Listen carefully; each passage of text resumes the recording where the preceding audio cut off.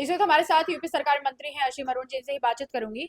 Sir, आज विधानसभा सत्र का तो पहला दिन था, लेकिन विपक्ष जो है एक मुद्दे को लेकर बहुत हमलावर है। वो मुद्दा है बहराइच का, क्योंकि आप भी आईपीएस रहे हैं और आपको भी पता है कि प्रशासनिक कार्रवाई या प्रशासनिक जो प्रोटोकॉल होता है वो कैसा होता है।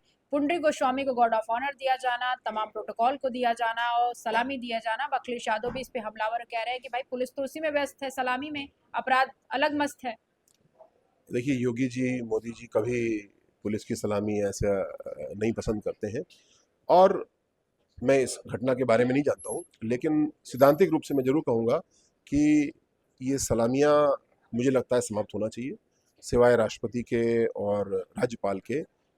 जब हमारे शीर्ष नेतृत्व भी उस चीज़ को मना करते हैं, तो मुझे लगता है कि सभी मंत्रियों को, अधिकारियों को, जजेस को जब सलामी लगती है तो 5 लोग या 10-12 लोग वहाँ पे खड़े होते हैं, उनका पूरा दिन इसी चक्कर में जाता है, उस दिन वो और कोई काम नहीं करते हैं।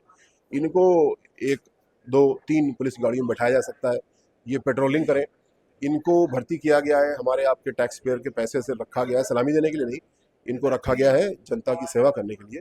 तो बहराइच वाले प्रकरण के बारे में टिप्पणी नहीं करूँगा क्योंकि मेरी जानकारी में नहीं है, लेकिन जो ये सलामियाँ हैं, मुझे लगता है इसको हमें बहुत ही सीमित कर देना चाहिए। अभी सर, अमिताभ ठाकुर का भी मुद्दा बड़ा अहम है और अभी उनको 26 साल पुराने कुछ जमीन का मामला था, उसमें उनको जेल में डाल दिया गया। विपक्ष कह रहा है इतने इतने पुराने पुराने मामले निकाले जा रहे हैं, कहीं ना कहीं सरकार को लगता है कि वो दो दो हाथ कर रहे थे, जवाब दे रहे थे और सरकार ने उनको जेल में डाला। खुद अमिताभ ठाकुर भी इस तरीके का बयान दे रहे हैं। तो प्रश्न क्या? अमिताभ ठाकुर इस तरीके के जो विपक्ष के लोग हैं वो कह रहे हैं कि जबरदस्ती उनको जेल में डाला जा रहा है 26 साल पुराने मामले में। देखिए, जबरदस्ती कोई जेल में नहीं जाता है, पुलिस अरेस्ट करती है, एविडेंस कलेक्ट करती है और कोर्ट रिमांड देता है। जब तक कोर्ट रिमांड नहीं देगा तब तक कोई जेल नहीं जाएगा। तो अमिताभ ठाकुर जी का जो प्रकरण है उसमें कोर्ट ने रिमांड दिया, उसमें जेल गए। अब वो कोर्ट में अपनी बेल के लिए अप्लाई करेंगे, कोर्ट में अपने आप को पाक साफ प्रस्तुत करने के लिए वकील करेंगे।